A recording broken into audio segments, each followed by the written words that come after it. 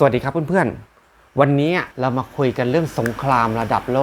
ลกจริงแต่อยู่บนเพดานของเรานี่เองนั่นก็คือเรื่องของหลอด LED T8 ทั้งแบบสั้นและแบบยาวนี่แหละนะมีรุ่นพี่คนหนึ่งโทรมาหาผมบอกร่วมช่วยหน่อยเถอะช่วยอธิบายให้คนที่ไม่ใช่เป็นช่างไฟฟ้าได้เข้าใจทีว่าจะใช้งานมันได้ยังไงเพราะตอนนี้มันมีปัญหาค่อนข้างมากเราไม่ได้เป็นช่างไฟในการต่อไฟเองแต่เราจะต้องเป็นคนเปลี่ยนหลอดเองใช่ไหมเรามาเข้าใจกันแบบไม่ใช่ช่างไฟนะคนธรรมดาต้องรู้ง่ายๆสไตล์พ่อบ้านช่างคุยครับข้อแรกที่ทุกบ้านจะต้องรู้นะครับก็คือหลอด LED T8 มีด้วยกัน2แบบนั่นคือมันมีแบบที่ไฟเข้าทางเดียวและไฟเข้า2ทางโอ้ยฟังแล้วอธิบายยากเนาะผมสมมุติอย่างนี้ถ้าเกิดแคนผมเป็นสายไฟ2เส้นมันจะมีแบบแรกเหมือนถือดาบซามูไรคือสายไฟเนี่ยเข้ามาอยู่ด้านเดียวอีกด้านไม่มีอะไรสายไฟแคนสองข้างเข้ามาด้านเดียวยี่ห้อที่ผมเห็นตอนนี้นะก็จะมีฟิลิปมีพานาเขาก็จะทำแบบนี้มากับอีกแบบหนึ่งแบบถือกระบอง2ท่อนคือสายไฟเข้าด้าน2ข้างอย่างนี้ส่วนใหญ่แล้วไอ้หลอดที่เป็นแบบเนี้ย2ด้านเนี่ยก็จะเป็นหลอดทั่วไปจากจีนบ้างจากร้านทั่วไปซึ่ง2อันนี้มันยังต่อสู้กันอยู่ว่าใครจะเป็นเจ้าตลาดยึดมาตรฐาน LED T8 ไม่ได้มันก็เลยไม่มีใครยอมใครอัดโฆษณากันเต็มที่เหมือนกันความเดือดร้อนอยู่ที่ไหนความเดือดร้อนก็มาอยู่บ้านเราเนี่ยแหละครับมันมี2แบบนะข้อแรกที่เราต้องรู้ข้อที่2สิ่งที่เราจะต้องรู้ก็คือบ้านเราดวงไหนเป็นหลอดไฟแบบไหนเป็นแบบดาบซามูไรหรือว่าเป็นแบบกระบอง2ท่อนซึ่ง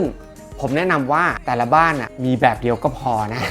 มี2อันจำยากมากบ้านไหนจะเป็นดาบซามูไรก็เป็นดาบซามูไรไปทั้งบ้านบ้านไหนจะเป็นกระบอง2ท่อนก็เป็นกระบอง2ท่อนทั้งบ้านนะจะได้จำกันง่ายๆถามว่าเราจะรู้ได้ยังไงเราไปดูที่หลอดไฟถ้าเกิดเป็นหลอดไฟแบบไฟเข้า2ท่อนเนี่ย2ข้างมันจะเหมือนหลอดปกติและที่สตาร์เตอร์จะถูกถอดออกจะไม่มีสตาร์เตอร์ใส่ไว้แต่ถ้าเกิดเป็นแบบดาบซามูไรนี่ไฟเข้าด้านเดียวเนี่ยข้างหนึ่งมันจะมีลูกศรแล้วมีตัวที่แทนสตาร์เตอร์เรียกว่าจัมเปอร์แถมมากระหลอดใส่เข้าไปอยู่ด้วยแล้วนอกจากนั้นนอกจากจะต้องรู้ว่าบ้านเราเป็นแบบไหนแล้วถ้าเกิดเราเป็นแบบดาบซามูไรต้องรู้ด้วยว่าไฟมันเข้าด้านไหนขั้วมันอยู่ข้างไหนในแต่ละหลอดโดยดูที่หลอดไฟเขาจะมีลูกศรชี้ไว้ว่าด้านนี้คือด้านขั้วนะอาจจะหาปากกาอะไรไปเขียนไว้เลยว่าของฉันนะไฟจะเข้าด้านนี้เพราะว่าเราไปซื้อใหม่เราจะต้องไปซื้อให้ถูกหลอดแล้วก็ใส่ให้ถูกข้างด้วยข้อที่3ที่จะต้องรู้ต่อไปเวลาไปซื้อมาเราจะไปซื้อมาได้ยังไงถ้าเกิดเป็นหลอดแบบ2ข้างแบบนี้เวลาไปซื้อนะครับที่ข้างกล่องเขาก็จะมีเขียนไว้เรียบร้อยว่าเป็นหลอดแบบ2ขั้วแบบ2ทางก็ไปซื้อมาแล้วก็มาใส่กฎของการใส่แบบทางนี้ก็คือจะต้องถอดสตาร์เตอร์ออกเท่านั้นไม่มีอะไรไปใส่แทนแต่ถ้าเกิดเป็นแบบ1ขั้ว1ทางเราจะต้องไปซื้อมาโดยที่กล่องก็จะมีเขียนว่าของฉันเป็นไฟเข้าทางเดียวนะข้างหนึ่งของหลอดก็จะมีลูกศรชี้ด้วยว่าขั้วมันอยู่ทางไหนให้เอาอันนั้นไปใส่ให้ถูกทาง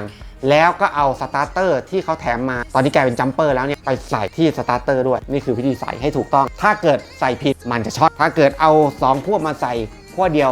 มันก็ช็อตเราต้องรู้3อย่างนี้แถมนิดหนึ่งมีคนถามว่าแล้วถ้าผิดมันช็อตเนี่ยมันอันตรายขนาดไหนไม่ได้อันตรายมากหรอกแต่มันตกใจเพราะมันจะระเบิดดังตุ้มแต่ไม่ถึงขนาดแบบหลอดไฟระเบิดใส่หน้าอย่างนั้นไม่ใช่ตุ้มเสร็จแล้วเบรกเกอร์เราก็จะทิปลงไฟดับบางกรณีมันก็ทำให้หลอดไฟเนี่ยพังไปเลยใช้งานไม่ได้ต้องเสียตังค์ไปซื้อหลอดไฟใหม่หรืออย่างเบาที่สุดก็คือมันเปิดไม่ติดมันก็คือมันไม่ได้อันตรายอะไรมากมายแต่ก็เสียตังค์อยู่ก็ตกใจอยู่ไม่ดีใช่ไหมล่ะไม่ใช่ช่างไฟก็ต้องรู้นะครับเรื่องพวกนี้อย่างน้อยคนในบ้านสักคนหนึ่งต้องรู้แหละจะได้เป็นคนที่ไปซื้อหลอดไฟมาใส่ง่ายๆสไตล์พ่อบ้านช่างคุย